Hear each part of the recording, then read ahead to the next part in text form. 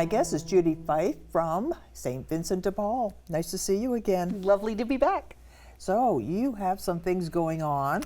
Whew, do we ever? Do we ever? All good. Yeah, so get me up to date.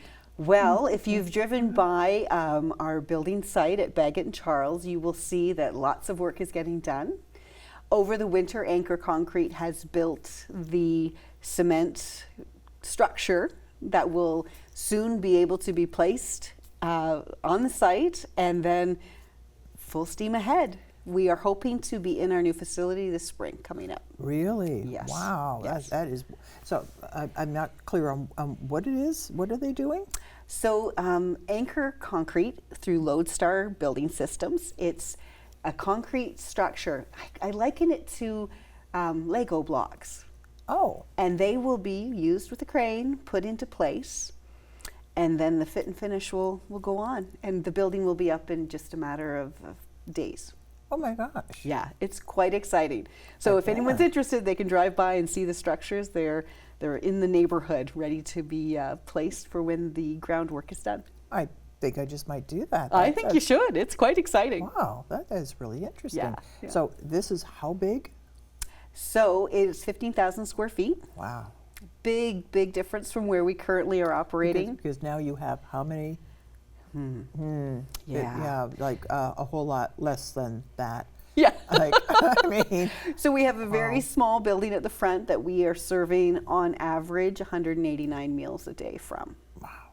And some of those days are close to 300. Some of them are a lot less. So on average, it's 189, but there's a big swing in the number of people. I am always amazed at the fact that that tiny little building can produce so much and serve so many people in a very short period of time. We're talking a few hours.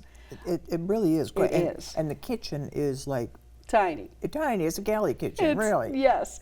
And you know, you got to put it down to our volunteers and our staff. These are folks that are passionate about helping people. They never look for reasons why something won't work. They look for how do we make it work. And that's what it takes in an operation like this. So we are blessed to have them. And it's never knowing what you're going to have in the pantry from day to day and having to make a Absolutely. meal out of it to feed 200 That's it. people. So Gareth Hewitt, who is our meal program coordinator, this is how I frame his job. You don't know how many people are coming to dinner, and you don't know what you're serving. The go. And every day he pulls off something amazing, beautiful, nutritious, but also delicious. And yeah, it's really quite something, and leads a team of, like I said, incredible people. That is, Yeah. yes, really, it just boggles the mind. It does, it does. Really. And so that's the main service that you offer is meals. So we have sort of three legs to the stool, if you will. Okay. We have our meal program that operates Monday to Friday. We serve a lunchtime meal. And then we also have our emergency food pantry, again, Monday to Friday. People can access it once a month. It is not the answer to food insecurity, but it sure does help when you get to the end of the month and the cupboard's bare. So we offer a few days worth of food, and of course it's all based on family size. So if you have a lot of little kids, there'll be more food for you. But the idea is to just help tide people over in that emergency situation. And on average, we're serving, I think it's 312 individuals in a month.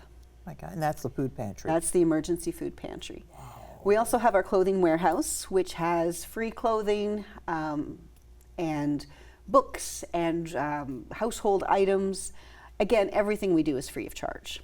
That's quite amazing. So if you're doing this stuff free, where's your money come from? Where's your support come from? I'll tell you, this we were just speaking before this started about how much we love Kingston. Yeah. Well, there's another good reason to love Kingston. This is a very compassionate and generous community. It is a great privilege to every day be able to see that when we need help with pantry food, high school does a food drive. People just bring in, mitts if it's a cold weather and we need some help. People respond so quickly in this community, but certainly they also make up our donor base.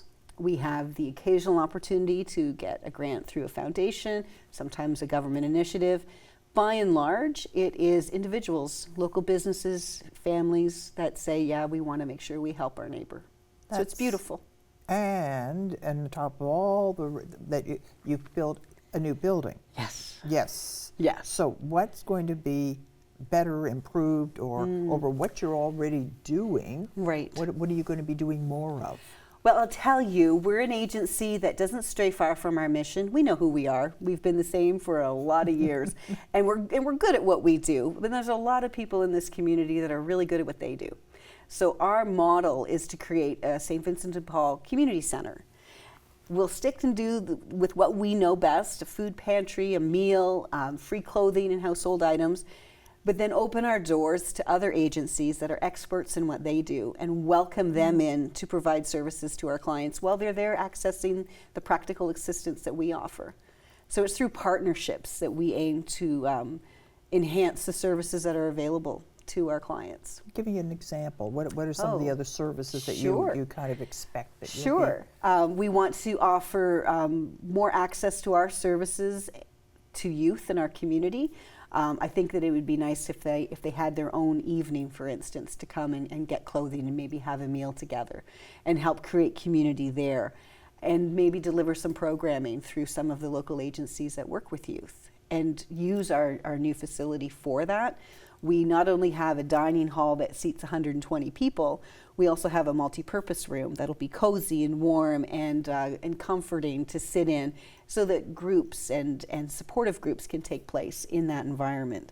We also want to offer like recreational activities through local providers, so that people can have something fun to do that just helps with the well-being, a sense of a good time, a sense of belonging. Even just getting together and watching a movie. Absolutely.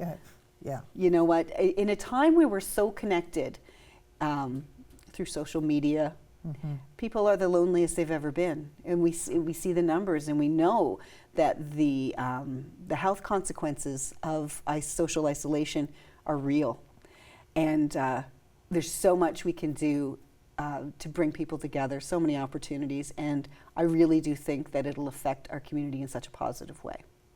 I'm also thinking there are needs of people who are homeless or precariously homed. Yes. And one is identification, that they, and I understand there's a project through Queens where they help people get identification, because without being able to prove your name, address, like date of birth, you're lost. You really are. You There's really a lot are. of stuff you can't get. And these are the things that can really deter someone from being able to be proactive and take the next step, to move to that, maybe nicer plateau where they can again gear up and then continue on.